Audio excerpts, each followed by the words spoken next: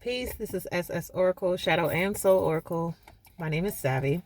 I didn't introduce myself in the last couple videos, and I feel like that's professionally responsible. But I want to address social laziness. That's what I'm going to call social laziness. As someone who studies sociology, and the basic areas of sociology deal with race, class, and gender, I wanted to speak on this, but also incorporating the spirituality of it and the energy of it. So from the time that we're born, right, and we grow up in certain environments, we're taught and told what is what, right? We're taught what is true. In what is it? One of Don Miguel Ruiz's books, I think, if it's not, is it in the Four Agreements or in the Knowledge? Which one? It's in one of his books where he talks about the law, the book of the law, and he's referring to those core beliefs and values and standards and ways of thinking and living that we get from where we grow up. And if anything doesn't fit that framework, we cast it out or consider it wrong. And so one thing that I've been thinking about before, making this video was how we'll make assumptions about people based on their class or their gender or their race or ethnicity, because of our past or because of what we're told. Like there's a social laziness that goes on because we don't take the time to get to know a person on an individual level. It's like, you ever seen those movies where it's like a robot or somebody with some high-tech ability, and they could look at something and they can see, they'll see the infrared, they'll see, the heart rate, or they'll see, it's like all these numbers and attributes and stuff start popping up when they look at things. That's how we are socially with people, where say I meet a white woman, without me saying something or saying anything, there's already this filter that comes up that says white women are like this, because of what I've been told, what I've learned, and what I may have experienced. But still, I haven't met this person before. Say her name's Elizabeth. I've never met Elizabeth before. Just because she's a white woman doesn't mean that I know who she is. And it would be socially lazy for me to assume I know anything about her because of that. But this happens within cultures and even within genders and even classes as well. It's like, well, just because we're women, we must be having the same experience. Just because we're in this, where we live as a middle class, we must be having the same experiences or whatever. No, that's lazy to think that. Now, what I won't say is that external things like race or class or gender don't matter, because there's experiences that we have that fuel our consciousness and lead us down certain pathways of learning and experiencing life that ultimately help us grow or lead us into healing. So I'm not going to say race doesn't matter. I will not say that. I won't say gender doesn't matter, because it does. That's what shapes our perceptions and our understanding of self to a degree. But with looking beyond the flesh, right? Looking beyond the flesh, we are spiritual beings and we are soul. So to want to connect to someone and truly get to know someone will require patience and curiosity, not assumptions. Not assumptions. Even if you're in your same culture, same race, same ethnicity, same gender, same class, you still don't know them. Right? It's critical. It's a critical thinking skill to get out of egocentric and sociocentric thought, or sociocentric thought being herd mentality, meaning most people agree with this, or most people have had this experience, so it must be true. Absolutely not. Because it's not all women who are XYZ, and it's not all men who are XYZ. It's not all. Now, we are all unique, or we are all individuals. We can put the all in that, but we can't say all white people are this, or all black people are this, or all Mexican people are this, or all Asian people are this. That's lazy. Social laziness. It truly is. And where that comes from, like most things, is blockages within the heart chakra. Okay? Blockages in the heart chakra, not being able to forgive, still holding on to grief, still holding on to shame and resentment based on your own experiences. You may have dealt with 20 black people who may have done you wrong, but now all of a sudden all black people are bad.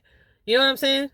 but that's still not the truth. Like your reality is true, but that's not, you can't limit that just because that's been your reality. You can't say that it's all black people just because 20 black people did you wrong. You can't say it's all men just because 10 men did you wrong, whatever. But doing that comes from being hurt. I'm going to leave in the description my video I did about how to end gender wars. Okay, there's like 3 different ways to dispel or to end gender wars. And one of them was to not generalize. Stop saying all. Just stop saying that. One of my previous videos was about language, symbolic language, and how we use language and how those things become definites within the mind and subconsciously the more we repeat it. So if you say all men ain't shit, excuse my language, then I guess all men ain't shit, and that's going to be your experience. Because it's really not all men. It's just the ones you dealt with and the ones that, you've been around or may know of. Same thing for women. It's not all women ain't shit. It's just the ones that broke your heart or the ones that you didn't have great relationships in your life. It's not all of them. That's lazy to think that. It closes you off. It limits you. Okay, it makes you, look ignorant. It does. I have to be honest. I'd help somebody out here because not everybody is the same. Again, with growth and with healing, you learn to deprogram that way of thinking. And you allow yourself to meet people organically. This doesn't mean you forget, right? Like we have that little thing that tells us this is it. We can't forget. Right?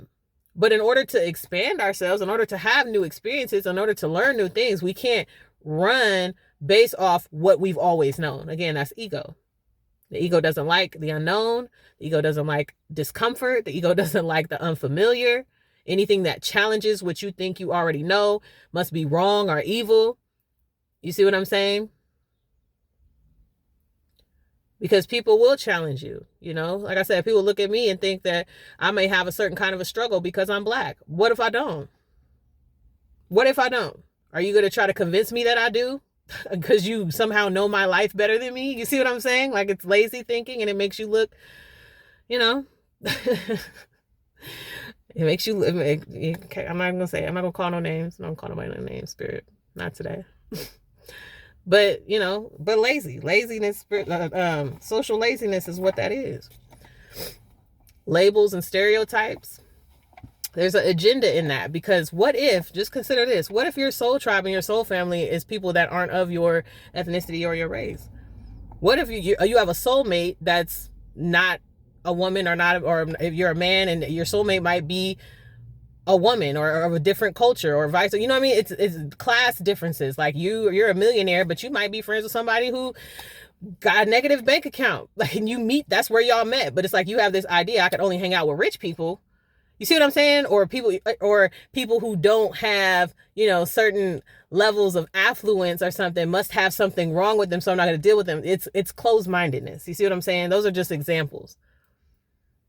You could fit in any example or use any type of example for an analogy, but it's like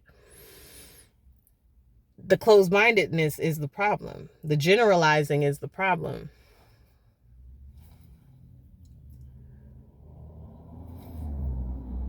Because that's what I was saying, the agenda is to keep people out of love, right? Like I said, you have a soul tribe where there's people of different ethnicities and cultures and backgrounds. You have a soulmate that's from a different ethnicity, or background as you.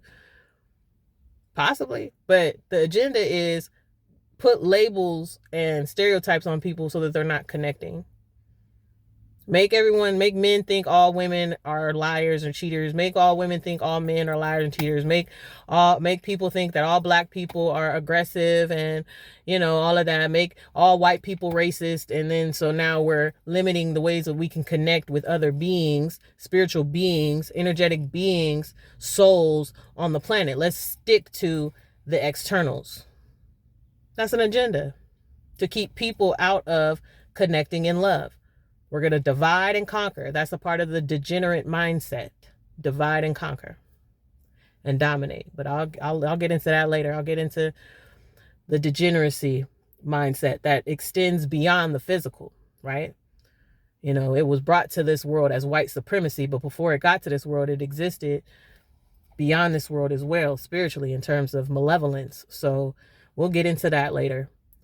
But my point being here is, social laziness and putting stereotypes and labels on people based on your personal experiences and things that you've grown up learning and being exposed to. Once your eye is open, once your mind is open, once you've learned to heal your heart chakra and open your heart, you'll see that it's not all men, all women, all black, all white, all Asian. It's not all. It's not. You have to remove that from your vocabulary and then deal with whatever hurt or pain or trauma you may have at the surface or even at the depths with dealing with people on different social levels. All right.